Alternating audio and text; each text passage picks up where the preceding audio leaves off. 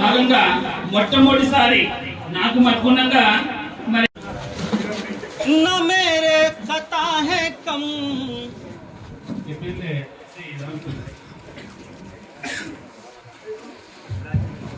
శ్రీ శిల్ప రవిచంద్ర కిషోర్ రెడ్డి గారిని వేదికను ఆశలో కోరుతున్నాను.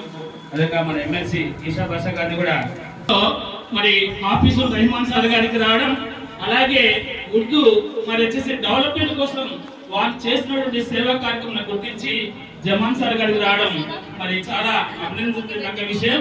మరి ఆ అవార్డు గ్రహీతతో పాటు భాగంగా ఈ రోజు వచ్చేసి మరి యొక్క మన సభలో వారికి అభినందన సభను వచ్చేసి ఏర్పాటు చేయడం జరుగుతున్నది.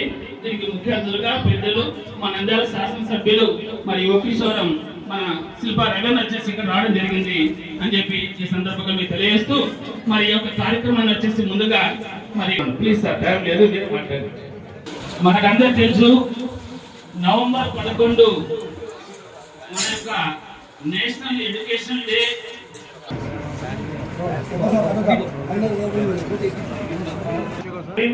కలిముల్లా గారు ఉర్దూ టీచర్స్ విభాగం నందు వచ్చేసి వారికి అవార్డు, అనగా డాక్టర్ నజ్మునిసా మేడం గారు నిజంగా కడప కంటే ఇక్కడే చాలా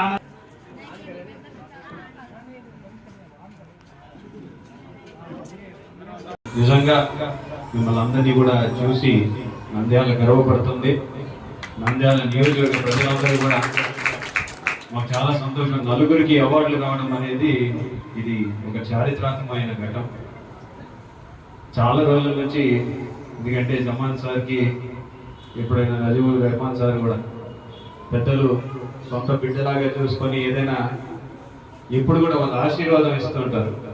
ఏదైనా నాకు ఎప్పుడైనా ఈ హిందీలో కానీ ఉర్దూలో కానీ రాయాలి అంటే జమాన్ సార్ని అడుగుతాను. నాన్నగారి గురించి అప్పటి నుంచి కూడా ఆయన రాస్తూ వస్తూ ఉన్నారు. అలాగే పెద్దలు నాన్నగారిని ఆశీర్వదించారు, ఇప్పుడు నన్ను కూడా ఆశీర్వదిస్తున్నారు. ఇలాంటి పెద్దల మధ్యలో వాళ్ళకి ఇంత పెద్ద గౌరవం దక్కిన నిజంగా చాలా చాలా సంతోషంగా ఉంది. ఎందుకంటే మీ అందరి ముందు చాలా చిన్నోండి, చాలా అంటే వయసు ఒకటే కాదు, అనుభవంలో చిన్నోండి, మీ యొక్క జ్ఞానంలో కూడా నాలెడ్జ్లో కూడా చాలా చిన్నోండి. నిజంగా మీతోటి స్టేజ్ పంచుకునేందుకు నేను చాలా గర్వపడుతున్నాను. నాకు ఈ అవకాశం ఇచ్చినందుకు మీ అందరికీ కూడా ధన్యవాదాలు తెలియజేసుకుంటాను. నిజంగా మన నంద్యాల నియోజకవర్గంలో ఎప్పుడు కూడా హిందువులు, ముస్లింలు లేకపోతే క్రైస్తవులు అని చెప్పేసి ఎప్పుడు ఆ భేదభావాలు ఎప్పుడు చూసినా హిందువులు ముస్లింలని మామ అని పిలుస్తారు, లేకపోతే బాబాయ్ అని పిలుస్తారు, లేకపోతే క్రైస్తవులు ముస్లింలను పిలుస్తారు, అలాగే ముస్లింలు ఇంకొకరిని మా మామ బాబాయ్ అని చెప్పేసి పిలుచుకుంటూ ఆత్మీయంగా ఎంతో సంతోషంగా, అంటే చిన్నప్పటి నుంచి ఓల్డ్ టౌన్ లో పెరిగితే ఇంకా ఎక్కువ అనుబంధాలు. అసలు ఎవరికి చుట్టమో అర్థం కానటువంటి పరిస్థితి. అందరికీ చుట్టాలి. సో ఏదైనా కష్టం వచ్చినప్పుడు కూడా అందరూ దాంట్లో పాలు పంచుకుంటారు. అటువంటిది నంద్యాల. నిజంగా నంద్యాల అంత శాంతియుతమైన ప్రదేశం ఎప్పుడు కూడా ఉండదు. నిజంగా దాన్ని అలానే కాపాడాలి. ఈ యొక్క ఏదైతే ఎన్వైరన్మెంట్ ఉందో, ఈ యొక్క వాతావరణం ఉందో, దీన్ని కాపాడటమే మా ధ్యేయం. మేము చేయాల్సింది మిగతా ఏం కావాల్సిన అవసరం లేదు. మీరు ఎక్స్పెక్ట్ చేసేది కూడా వేరేదేం లేదు. నిజంగా మనకి అత్యంత క్లిష్టమైన సమయము, కష్టమైన సమయం ఏంటంటే ఎన్పిఆర్, ఎన్సిఆర్ అని చెప్పేసి మధ్యలో ఒక ఇన్సిడెంట్ జరిగింది. చాలా మంది భయపడిపోయినారు. మా అక్క చెల్లెమ్మలు చాలా మంది అడిగేస్తూ ఉండారు, మమ్మల్ని మేము ఇక్కడ పుట్టి పెరిగినాము, మా కుటుంబాలు ఇక్కడ పుట్టి పెరిగినాయి, మమ్మల్ని పాకిస్తాన్కి పంపిస్తారా, మమ్మల్ని బయటికి పంపిస్తారా, పంపించడానికి ఎట్లా మనసు వచ్చింది అని చెప్పేసి. ఆ రోజు మా అక్క చెల్లెమ్మలకి చెప్పినా, ఈ రోజు మా అక్క చెల్లెమ్మలకి, మా అన్నతమ్ములకి చెప్పేదల్లా ఒకటే, ఈ నియోజకవర్గంలో మేము ఉన్నంత వరకు ఏ ఒక్కరి మీద కూడా ఎటువంటి దుస్సంఘటన జరగదు, జరగనివ్వము. ఏం జరగాలన్నా సరే మమ్మల్ని దాటుకొని రావాలి, మీరంతా మా కుటుంబ సభ్యులు అని చెప్పేసి ఆ రోజు చెప్పినాం, ఈ రోజు చెప్పినాం. ఆ రోజు కొంచెం భయపడ్డారు, కానీ ఈ రోజు అందరూ కూడా సంతోషంగా ఉన్నారు. ఏమైనా జరిగింది ఆ రోజు నమ్మలే. సార్ ఈ రోజు చెప్తారు, తర్వాత రేపు పొద్దున ఏమైనా జరిగితే ఏంటి పరిస్థితి అని. అయితే జగన్మోహన్ రెడ్డి గారు కూడా ఒకటే చెప్తున్నారు, ఈ ఆంధ్ర రాష్ట్రంలో ప్రతి ఒక్క ముస్లిం మన సోదర సోదరి మన లాంటి వాళ్ళకి ఎవరికి కష్టం వచ్చినా సరే నాకు కష్టం వచ్చినట్టు దాన్ని ఎప్పటికి కూడా జరగనియాలని చెప్పేసి ఆ రోజు అసెంబ్లీలో కూడా రెజల్యూషన్ పాస్ చేయబడి, అంటే ఒక కుటుంబం ఈ రోజు కూడా మీరు గమనించండి, ఇదేదో మాటల వరకో ఎలక్షన్ల కోసమో లేకపోతే ఓట్ల కోసమో కాదు. నా ఎస్సీలు, నా బీసీలు, నా మైనారిటీలు అంటే నా కుటుంబ సభ్యులు అని చెప్పేసి గట్టిగా చెప్పే వ్యక్తి ఎవరైనా ఉన్నారంటే అది ముఖ్యమంత్రి జగన్మోహన్ రెడ్డి గారు. నా కుటుంబ సభ్యులనే మాట్లాడతారు.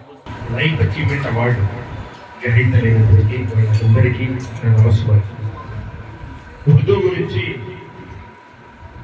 ఎప్పుడు నేను మున్సిపల్ ఎక్స్పీరియన్స్లో చాలా చిన్నప్పటి నుంచి ఉర్దూతో అవినాభావ సంబంధం ఉన్నటువంటి వ్యక్తులు. మేము 1978లో మనకి ఇక్కడ నాతో పాటు సీనియర్స్ ఉంటే తెలిసింటుంది, అక్కడ సపరేట్ గా ఉర్దూ కోసం అని చెప్పేసి ఒక బిల్డింగ్ ఉంది, గుర్తుందంటూ రాజస్థాన్ వాళ్ళు ఉర్దూ స్కూల్ కోసం అక్కడ ఉంది. అట్లా మొట్టమొదటి నుంచి కూడా ఉర్దూ మీద ఒక రకమైన అభిమానము అపేక్షణ ఉండే టౌన్ ఏంటి అంటే నంద్యాల టౌన్ అని చెప్పగలను. ఫస్ట్ నుంచి కూడా ఎన్నో రకాలుగా ఉర్దూ అభిమానించే వ్యక్తులు నంద్యాలలో ఉన్నారు. అలాగే తగ్గిపోతా వచ్చే దాంట్లో ఉర్దూ కూడా ఒకటి అని బాధతో చెప్పాల్సిన అవసరం. నవ్వేడేస్ ఫాస్ట్ జనరేషన్స్ లో ప్రతి వ్యక్తి తన అచీవ్మెంట్ కోసం ఆలోచన చేసుకుంటూ ఇంగ్లీష్ మీడియం ఇంకోటి అర్థంగా చేసుకుంటూ పోతూ తన మాతృభాష అయినటువంటి ఉర్దూను తగ్గించుకుంటూ పోవడం అనేది జరుగుతుంది. సో అట్లా తగ్గిపోయే భాషల్లో ఉర్దూ ఉండడం వల్ల మనం అందరం దాన్ని డెవలప్మెంట్ చేయాల్సిన అవసరం ఎంతైనా ఉంది. దానికోసం అని చెప్పేసి నా వంతు కృషి నేను చేస్తాను. అలాగే శిల్ప రవిచంద్ర కిషోర్ రెడ్డి గారు కూడా ఇప్పుడు ఉర్దూకు కానీ మైనార్టీలకు కానీ సహాయ సహకారాలు ఇతోధికంగా అందిస్తూ వస్తాం. అందులో భాగంగానే నంద్యాలలో ఉర్దూ హబ్ అంటే ఒక 6 బిల్డింగ్స్ పిఎంజేవికేలో నంద్యాలలో సెలక్షన్ చేయడం కూడా 12 కోట్ల రూపాయలతో 6.5 ఎకరాల్లో బిల్డింగ్స్ చేయడము, దానికోసమని ఎమ్మెల్యే రవిచంద్ర కిషోర్ రెడ్డి గారి సహకారంతో మేమంతా తిరిగి దాన్ని అల్లా దయ వల్ల స్టార్ట్ చేయడం కూడా జరిగింది. साल बहुत खुशी की बात है क्योंकि नंद्याल में पहली बार लाइफ अचीवमेंट अवार्ड दोनों का आया है। इसी तरह हमारे हजरात साहब साहब को भी मिला। मैं दिली मुबारकबाद पेश करते हुए आपका टाइम दिया लेते हुए, और हमेशा मैं देखा हूँ